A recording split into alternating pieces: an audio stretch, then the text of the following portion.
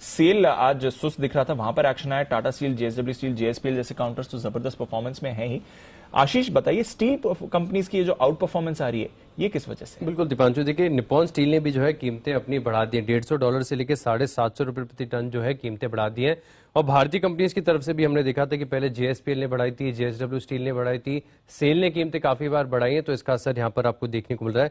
और जैसे कि नेहा बता रही थी कि अन्य मेटल्स में चाइना की रीओपनिंग बड़ा फैक्टर प्ले कर रहा है, तो यहाँ पर भी अगर आप देखें तो मेजर फैक्टर है, जिसकी वजह से आप देख रहे हैं कि स्टील स्पेस के सभी स्टॉक्स में एक बढ़िया बस देखने को मिल रहा है।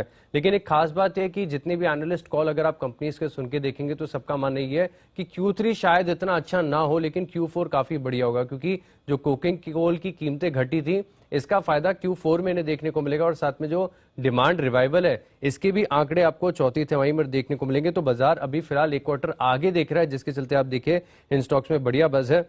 इसके अलावा अगर आप देखें तो एक बड़ा फैक्टर ये भी कि चाइना में जो डिमांड है इसमें फोरकास्ट किया जा रहा है कि करीब करीब 1% की आपको बढ़त देखने को मिलेगी, लेकिन इसके विपरीत जो उत्पादन होगा वो लगभग सपाट ही होगा, ना के बराबर, यानी बढ़त नहीं होगी लेकिन मांग में बढ़त है। तो इसके चलते लोगों को खतरा नहीं है कि चाइना अपने एक्सपोर्ट्स बढ़ाएगा, तो घरेलू मार्केट जो है काफी हद तक सुरक्षित है सस्ते इंपोर्ट से। इसके चलते अगर आप देखें तो ब्रोकरेज हाउस का भी जो भरोसा है लगातार बढ़ता गया है। आज इक्विरिस की तरफ से सेल के ऊपर एक रिपोर्ट आई जहां पर यह भी कहा गया कि क्योंकि एनएमडीसी के बाद आयरन ओर के सबसे ज्यादा रिवर्स रिजर्व जो है पूरे देश में सिर्फ सेल के पास है, तो ये लॉन्ग की रेटिंग के साथ 140 रुपए का टारगेट दे रहे हैं। और कल हमने देखा था कि सीएलएसए का टाटा स्टील पर अपग्रेड आया था, जहां पर पहले बिकवाली की राय दिया करते थे, अब आउट परफॉर्म की रेटिंग दे रहे हैं।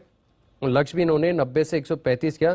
इसके चलते हम देख रहे हैं कि सभी स्टील स्टॉक्स में जो है खरीदारी देखी जा रही है। तो स्टील काउंटर्स में बढ़िया मूव आपको आती हुई भी दिख रही है। एक बार जैन साहब से भी पूछा जाए, जैन साहब कोई मेटल काउंटर जो आपके रेडार पर हो इस समय सर, वापस एक रिवाइवल आ रहा है चाइना ऑप्टिमिज्म की वजह से?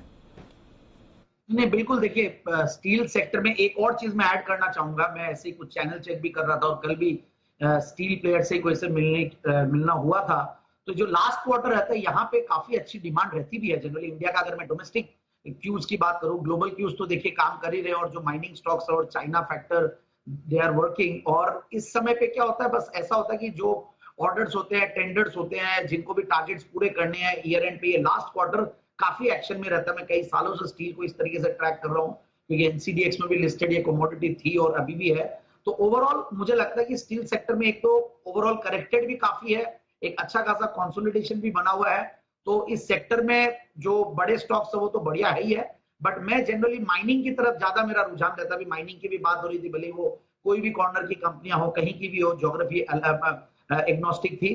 तो एनएमडीसी जैसे मुझे बहुत बढ़िया लगता है। कुद्रेमुख बोल के केआईओसीएल, हालांकि उसको मैंने ज्यादा कवर नहीं किया क्योंकि फंडामेंटल्स बहुत ज्यादा वैसे नहीं है, बट प्राइस वाइज बहुत बढ़िया लगता है। तो एनएमडीसी है, फिर मैंगनीज ओर वाली मॉइल है, इन सबको बिल्कुल देखें। जो माइनिंग पार्ट वाली जो कंपनी है वो मुझे ज्यादा बढ़िया लगती है, और बाकी ऐसे अगर देखें तो जेएसडब्ल्यू स्टील ज्यादा बेहतर है।